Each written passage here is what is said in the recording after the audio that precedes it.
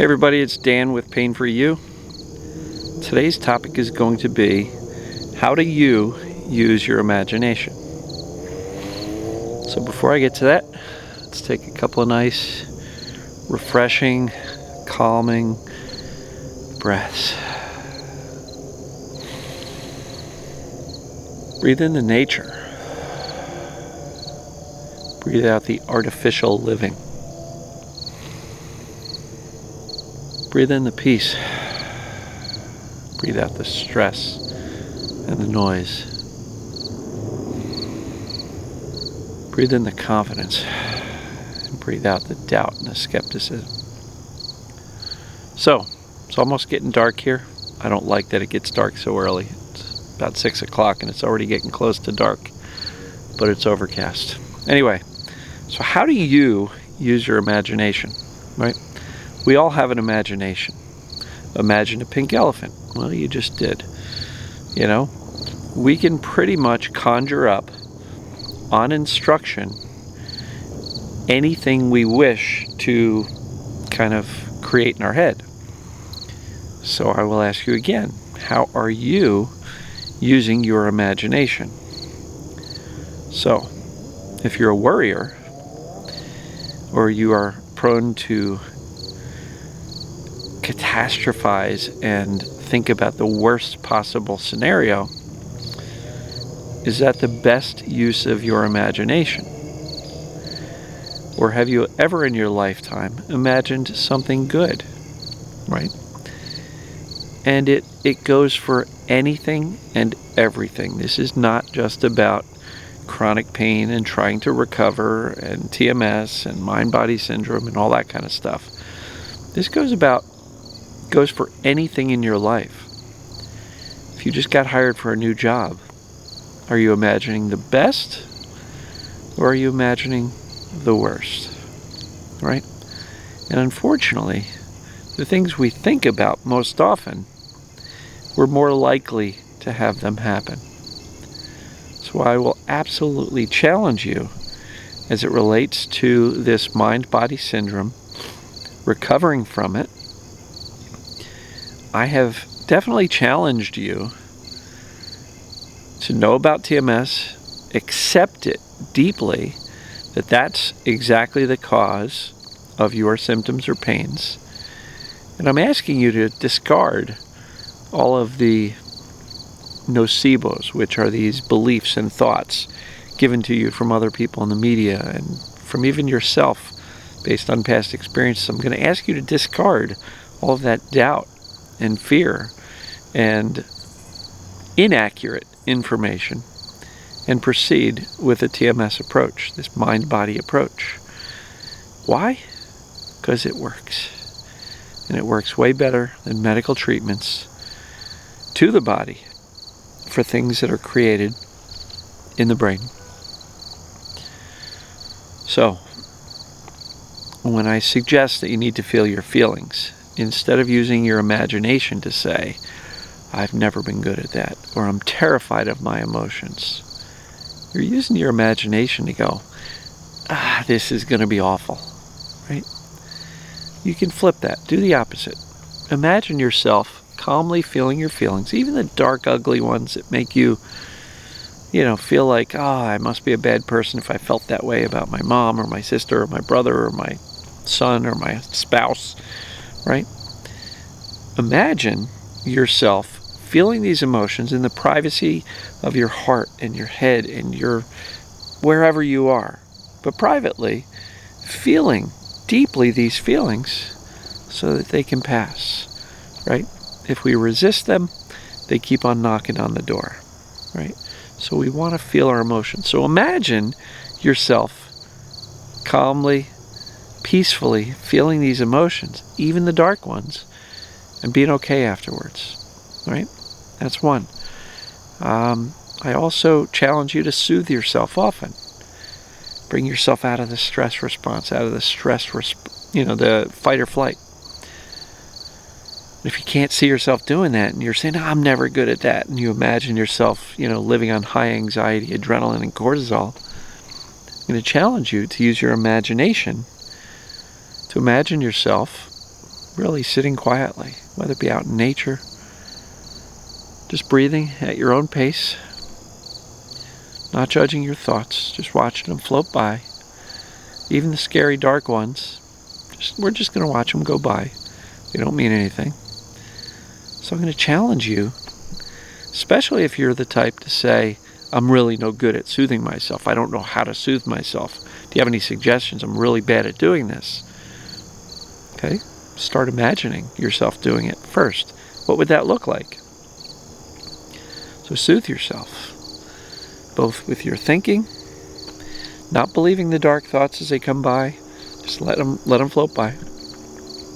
But also imagine yourself calming your body down. The combination of those two is really, soothing at its best. Because again, if you are soothing your body with breathing and meditation, but then you stop doing that and your head is spinning a mile an hour, with all your fears and worries and, oh my God, my life sucks, not very soothing. So use your imagination to see yourself doing this stuff easily and feeling great afterwards, right? It's really important.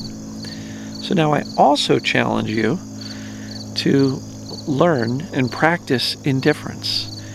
And I know so many people say, yeah, but I just can't get there, Dan. It hurts too much. So you're imagining yourself not being able to be indifferent because you're imagining yourself and remembering yourself, but imagining your future self getting scared and pissed off and angry and sad every time you may hurt in the future. That's how you are imagining your future self. So when people say, I don't know how to be indifferent, first thing I'm going to do is challenge you to imagine yourself being indifferent. To imagine what that looks like. To me, indifference looks like, feeling the pain and literally going, okay, I see you. It's okay. So today's a day with some pain, not a big deal. And then shifting our attention back to what we wanted to or need to do. That's what imagination looks like to me, but maybe you've got a different vision of that. But I will challenge you that if indifference seems hard, then before you actually try to do it, use your imagination to visualize what this perfect mindset looks like to you. Indifference does not look like freaking out, calling everybody you know, today's a bad day, the pain's really awful, oh my God, and seeking sympathy. That's not indifference. You're imagining yourself staying in pain and needing the support of others just to get through a bad day. I'm challenging you to use your imagination to imagine what it would look like if you could be truly indifferent. What would it look like to shift your focus to anything but the pain? Gratitude, joy, purpose, meaning, connection with others. Actually shifting your focus to finding happiness, regardless of what the physical sensations are in the body. I'm going to challenge you to use your imagination to see what that looks like, to be like, oh, it really hurts, but you know what? I'm going to place my attention here. I'm going to do something else instead, right? Because it's going to be really hard to implement this stuff until you can actually visualize and imagine what it looks like.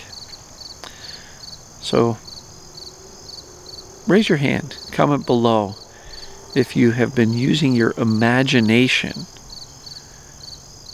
to visualize your worst self, behaving in your worst ways, perpetuating the symptoms and the pains with the worst behaviors, right? Worrying is nothing more than using your imagination to visualize the stuff you don't want, right? So comment below. I don't want you to list out all of your worries and negative things that you imagine. But just, yes, I do that often, or yes, I am prone to that, or yes, I'm not using my imagination to my advantage, right? So again, if you want to do better, if you want to become somebody different, use your imagination to visualize who you want to be, how you want to show up, how you want to behave, how indifferent you want to be. And once you can visualize that, it becomes so much easier to implement it and take action on that. So again, how are you using your imagination? Is your imagination serving you or suffocating you? Comment below. Let me know. If this is helpful to you, share it widely. And again, this video applies to anything. If your kid is struggling in school, ask them, how are you imagining school going? Do you imagine yourself failing? Or do you imagine yourself learning, retaining, and performing with ease and confidence? Right? This stuff applies everywhere. New job, if you want to lose some weight, all that kind of stuff. And I want to take my own advice here because I do want to lose some weight. So I've got to start imagining myself making the right choices with diet and exercise and self-care. How are you? How are you using your imagination? Hope this gets you thinking and actually gives you some strategies to figure out how to do some of the things I suggest, which I admittedly know are challenging. But once you can imagine yourself doing them, actually doing them becomes so much easier. So use your imagination for good to accomplish the things you want. You'll be happy you did. Imagine yourself happy. Love you guys and gals. I will see you tomorrow.